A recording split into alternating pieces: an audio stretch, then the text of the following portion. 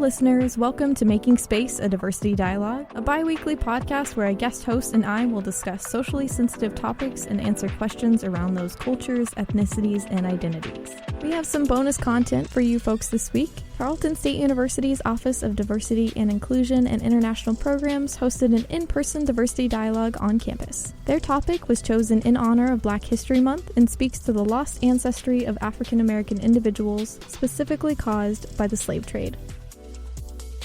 Now I hope you enjoy this live recording of the diversity dialogue.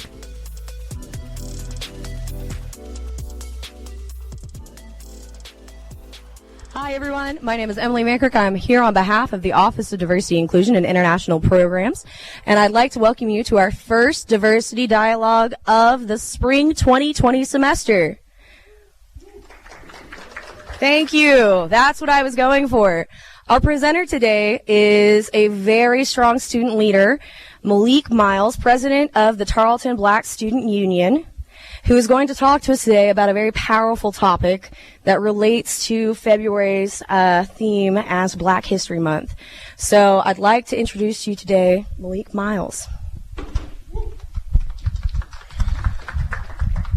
All right.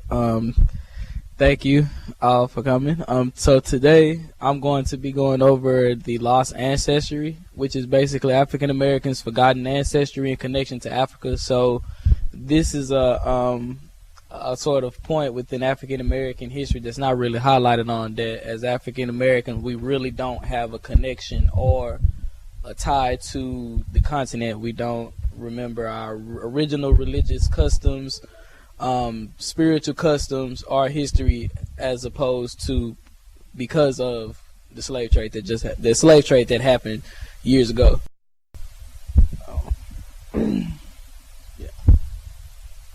So my goal of this presentation is to highlight the disconnect between African Americans and the continent, identify that the slave trade and constant miseducation is the reason why we have this split, and to show that descendants of these enslaved Africans, which are present day African Americans here in this country, are still paying for this crime and are still feeling the effects of the slave trade.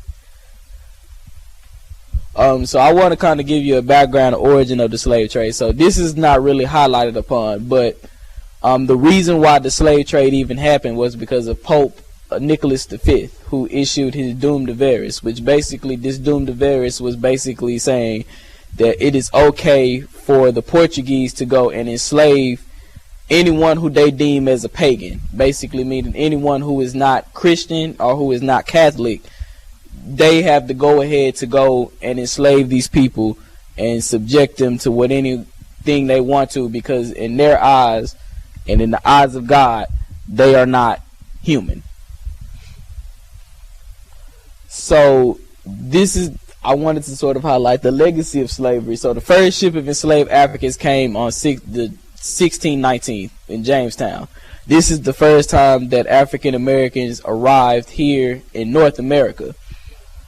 Slavery did not officially end in the Americas until 1865, and even later, because of the simple reason that's why we celebrate Juneteenth, because even after this day there were still people who did not know they were free. Even then, not everyone was officially free, like I just said. So even after slavery, African Americans faced many other oppositions. So like Jim Crow, which is, I like to commonly call it apartheid, because that's basically what it was. Mass incarceration, police genocide, school to prison pipeline, redlining, and mass incarceration, gentrification. So basically all of these things. Apartheid was basically segregation. They basically, I don't know if you all saw all of the old pictures of whites can drink here and whites can come here and blacks can go here and blacks can go there. So that's apartheid. That happened in South Africa as well. Gentrification is the act of moving into one's neighborhood and causing them to move out. That happened quite a bit within that era as well, and it's also happening now. I can say personally for myself that in Dallas, where I'm originally from, in South Dallas, that is heavily going on now. There's a lot of townhomes and things that are being built in neighborhoods that once were inhabited by black people. school to prison pipeline. It has been recorded and documented that the test that they take in 3rd grade basically lets them know whether this particular student is going to go to prison or not. So all of these things are still being in play and are still things that are constituted from slavery. The disconnect from Ancestry. So slavery has affected African Americans in many ways, but not commonly. So like I just said, one big one that is not highlighted is the disconnect from the continent. So our disconnect from the original religion that we once had, the original culture that we once had, and original history, the language that we even speak. Everything that we have now, this was not originally ours until the slave trade. What African Americans have done is created a new culture out of nothing, out of nowhere. African Americans has no idea of the culture that they once had, unless you go research. So African Americans really don't know what tribe they originally came from before the slave trade. They can't trace it unless you go, and I'll highlight this later on within the slide, but it's not really common knowledge amongst African Americans. And so historical evidence of this disconnect, I would say one is forbidding them to learn how to read. That was one thing that the white European oppressors did within that era of time of oppression. They forbid those enslaved Africans from reading. They also restricted them from speaking in their own native tongue, and they also religious indoctrination. So what they did was they basically impressed a new religion upon themselves. So they cut them off from their language, cut them off from their own spiritual connection, and indoctrinated them with a new spiritual teaching. And also the slave codes were a big part of helping that as well, because the slave codes restricted them of doing many other things, from even connecting and talking with each other, and also using their artifacts and their cultural connections. Now currently there has been a search for that connection, and you can see it with African Americans in clothing, music from the continent, and spiritual teachings.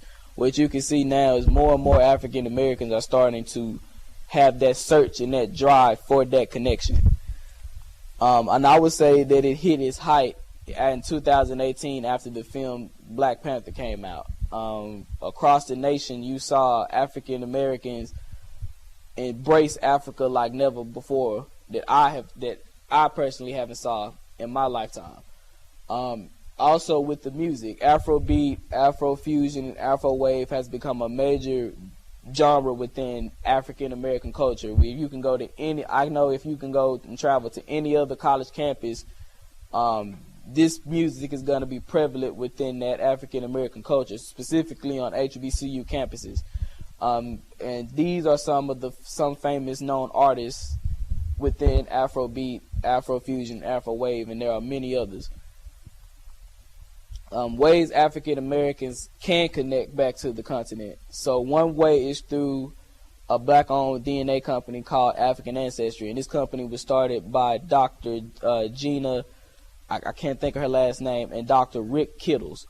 So both of these individuals decided they were going to start this company and offer African Americans a way to be able to trace their ancestry. And what makes this company so different from the other ancestry DNA companies is that this particular company can trace your connection back to the ethnic group that you're descended from. They can take the DNA that you have and trace it back to the ethnic group that you're descended from. So Erykah Badu, many celebrities have taken this test, and Erykah Badu has traced her connection back to an ethnic group within Cameroon, where she was able to go and actually meet these people and build a connection with that tribe that she's descended from. Another way is traveling to the continent. So Ghana and Nigeria is about to start this as well. So Ghana has this thing called the Year of Return that they do every year, where they allow people from across the African diaspora to come to the continent and experience the music, the culture, kind of see where some of the slave castles were, and many celebrities are championing that as well. So Boris Kujo is one who is also leading this as well, and Nigeria is getting ready to start doing this. And another one is also researching and learning the history and culture of Africa. It may not be, you may not have the knowledge of knowing that this may be the tribe or this may be the group of people that you know, but at least you know that, you know, you were a people before the slave trade happened. And I think it's important for us to understand that and look at it as though they weren't slaves, they were enslaved people. These people were architects, these people were artists, these people were warriors, painters, all of these things before this crime happened within history. Could you elaborate a little bit about what you were talking about, the test in the 3rd grade? Oh yeah, so basically what happens is that the standardized test that they give, and I'm homeschooled, so right? So benchmarks, star tests, things of that nature.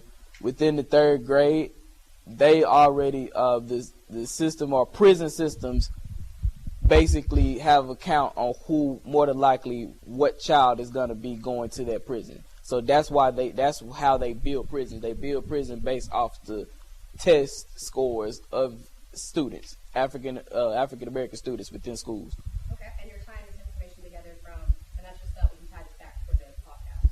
Right. Where you drawing this information together from these sources? So this is, I actually looked up a couple of, and I have the links and citations to these on here.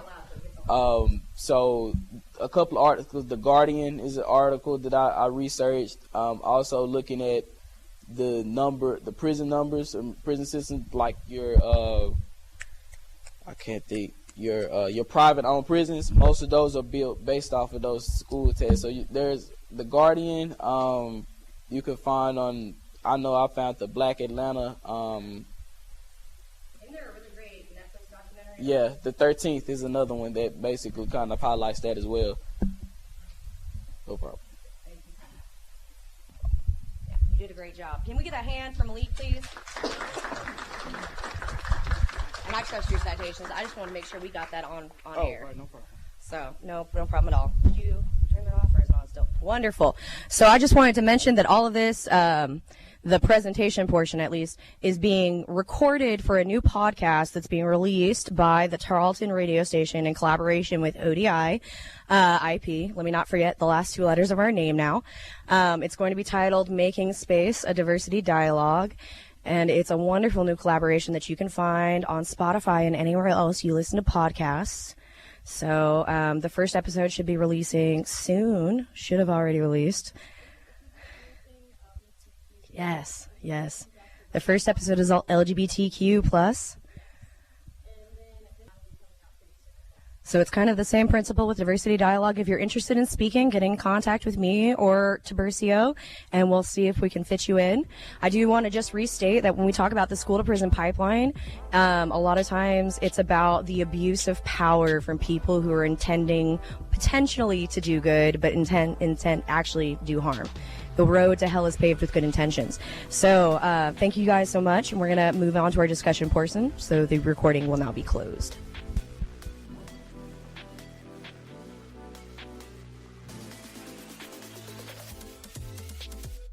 Thank you so much for listening to this bonus episode, and make sure you come back next week for another regular episode of Making Space, where Malik Miles and I will discuss police brutality within the Black community.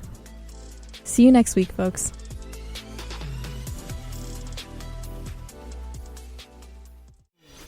This has been a Tarleton Radio Network podcast with production from AJ Heyer and Taylor Welch. Find more great shows by searching Tarleton Radio Network wherever you get your podcasts.